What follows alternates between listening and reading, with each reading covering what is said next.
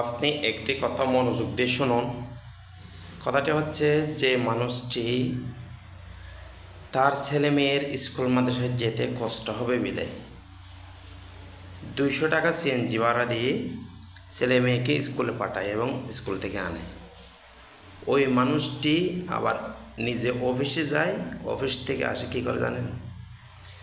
ওই 10 টাকা 5 টাকা যে বাস আছে, বাসের রডটা হাতে ধরে ঝুলে ঝুলে যায় আবার আসে। তার নামে হচ্ছে বাবা। বাবা হচ্ছে সে যে সন্তানের বায়না পূরণ করার জন্য 10 টাকা একটা চিপসের জন্য 1 কিলোমিটার পথ হেঁটে গিয়ে নিয়ে আসে।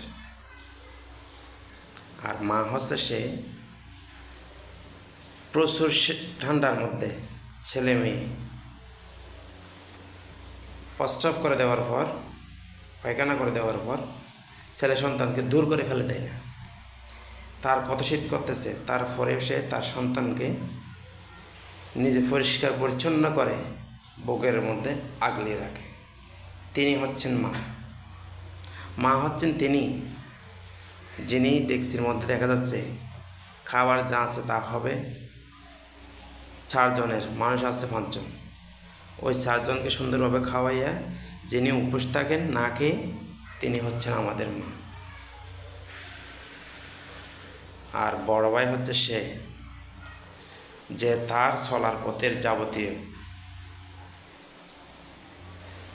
তার হাতে সব বড় ভাই যদি একটা জিনিস পায়, খাদ্যের হোক যে কোনো জিনিস হোক, তার ছোটো ভাই বোনের আবদার পূরণ করার জন্য সে নিয়ে আসে।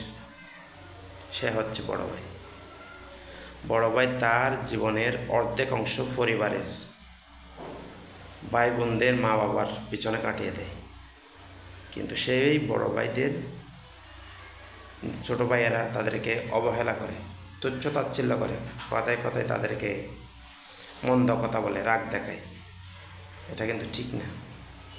আমাদের একটি পরিবারকে সুন্দরভাবে